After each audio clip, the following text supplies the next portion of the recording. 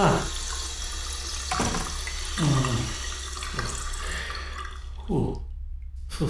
കോഷൻ്റെ ഒരു മുട്ടനാണ്ട് മോന്ത പോലെ മുഖത്തിന് ഗ്ലാമറൊക്കെ പോയി തുടങ്ങി.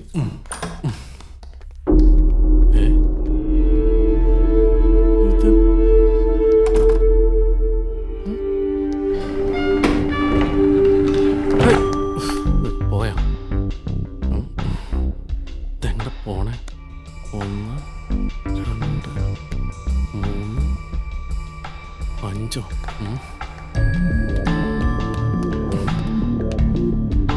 എന്തൊരു പ്രശ്നം.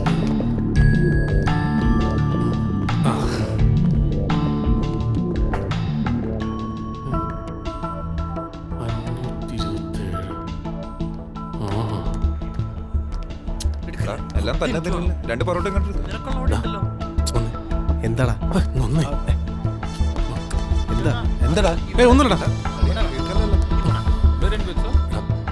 എടാ ഞാൻ കൈ കഴുകാൻ പോയപ്പോഴേ അവിടെ വെച്ച്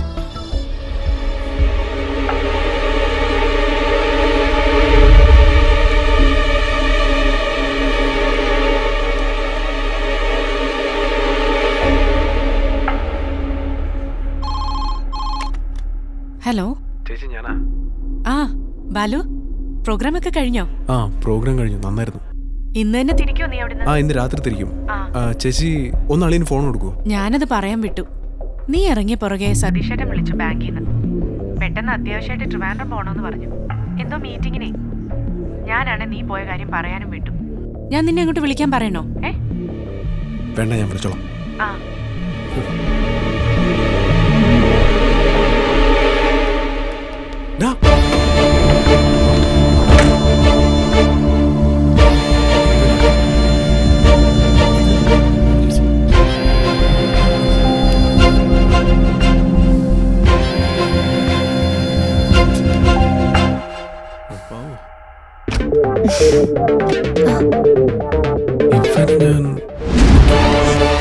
സാർ മീറ്റിംഗിലാ, ഇരുന്നോളൂ.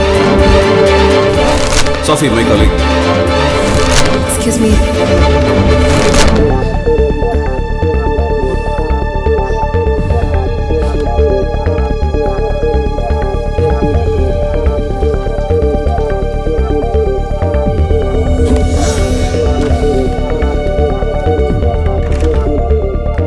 സോഫി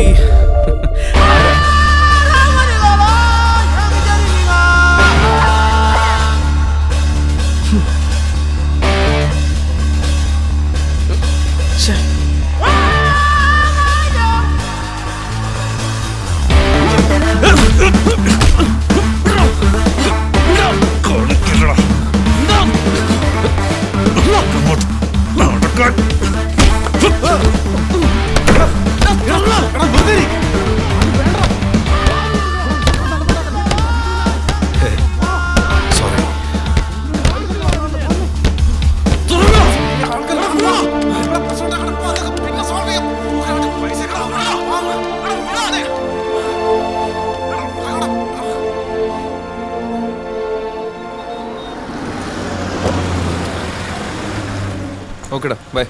ശരി, വൈകിട്ട് കാണാം. ബൈ.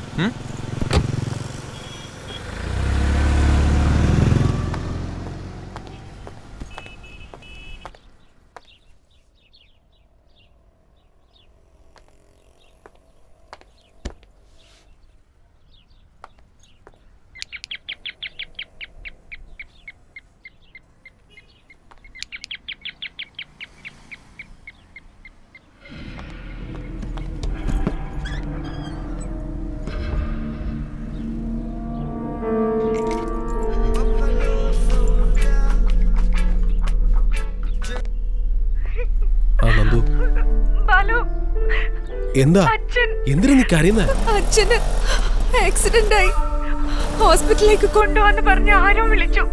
ഹോസ്പിറ്റലോ? നീ കരയാതെ കാര്യം പറ. ഏത് ഹോസ്പിറ്റലിലേക്ക് കൊണ്ടുപോയത്? ബീച്ച് ഹോസ്പിറ്റലിലേക്ക് അവര് പറഞ്ഞു. നന്ദു, നീ ഇങ്ങനെ കരയല്ലേ, ഒന്നും ഉണ്ടാവില്ല, ഞാനിത് എത്തി.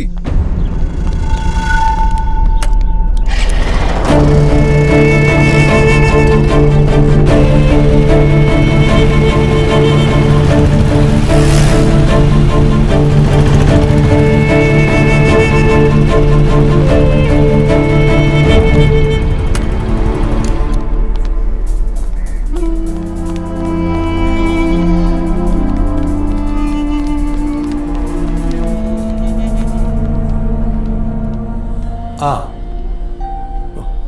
കഴിക്കും, ഇത് കഴിക്കും.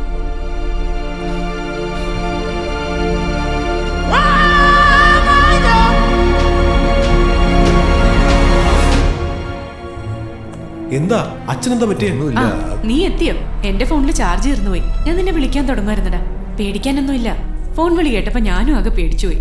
അച്ഛാ ഇതോടെ ഞാൻ ആ കുട്ടിച്ചാറ ജംഗ്ഷനിൽ റോഡ് ക്രോസ് ചെയ്ത് ഓർമ്മയുള്ളൂ. തലയൊന്ന് മെന്നുവോന്നൊരു സംശയം. പെട്ടെന്ന് ഒരാൾ പിന്നീന്ന് പിടിച്ചു വലിച്ചു.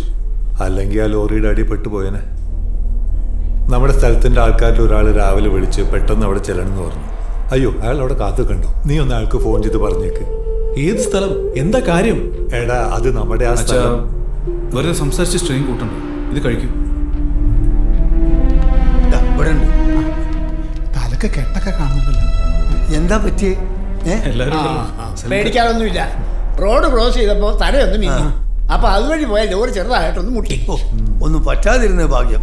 ഞാൻ ഇവളോട് എപ്പോഴും പറയലുള്ളതാ, അച്ഛനെങ്ങനെ ഒറ്റക്കൊന്നും പുറത്തേക്ക് വിടുന്നത്. ഞാൻ കേക്കട്ടെ. അതെ, മനസ്സിനെ സംഗീതം പാട്ടെന്നൊക്കെ പറഞ്ഞ് ചെറുപ്പുള്ളൂ. ഫ്ലാസ്ക് ഒന്ന് എടുത്തോട്ടെ. സൂക്ഷിച്ചും കൊണ്ടൊക്കെ നടക്കട്ടെ. മാഷേ, ഒന്നുമില്ലടോ. എടവും വലമൊക്കെ മോനും മരുമോനൊക്കെ ഉള്ളപ്പോ ഞാനെന്ത് പേടിക്കാനാടോ? അച്ഛന് കഴിക്കാൻ വേറെ വല്ലതും വേണം? ഒന്നും വേണ്ട. എനിക്ക് പഞ്ചസാര വേണട്ടോ. നിനക്കറിയോ, ഷുഗർ ഇപ്പൊ 230. എന്നാ പഞ്ചസാര കുറച്ച് പൊതിഞ്ഞു മേടിച്ചോ, ആവശ്യക്കാർക്കൊക്കെ ഇട്ട് കഴിക്കാൻ. അത് കൊള്ളാം. വാളിയ പാടോ.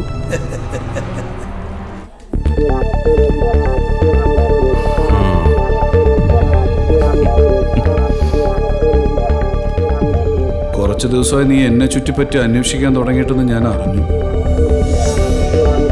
നീ കണ്ടുപിടിച്ചതൊക്കെ തന്നെയാ ഈ ഞാൻ, ഒരു പക്ഷെ അതിലും കൂടുതൽ.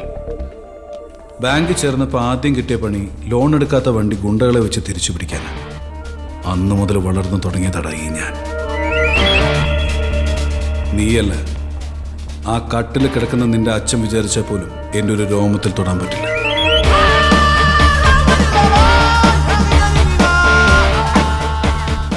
തൊട്ടാൽ ഇപ്പൊ കിടക്കുന്ന വണ്ടി തട്ടിയിട്ടാ, ചെറുതായി ഒന്ന് തട്ടിയിട്ട്. ആ വണ്ടി നെഞ്ചത്തോടെ കയറ്റാൻ എനിക്കറിയാം.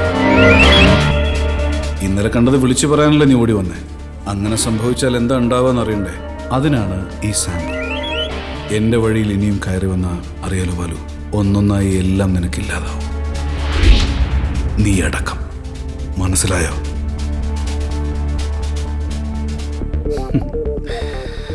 അതല്ല മോൻ കണ്ടില്ല കേട്ടില്ല എന്നാണെങ്കിൽ സന്തോഷം, സമാധാനം. ഏയ്, നിനക്ക് കടി വല്ലതും വേണോടാ കഴിക്കാൻ? വാ വാ വാ.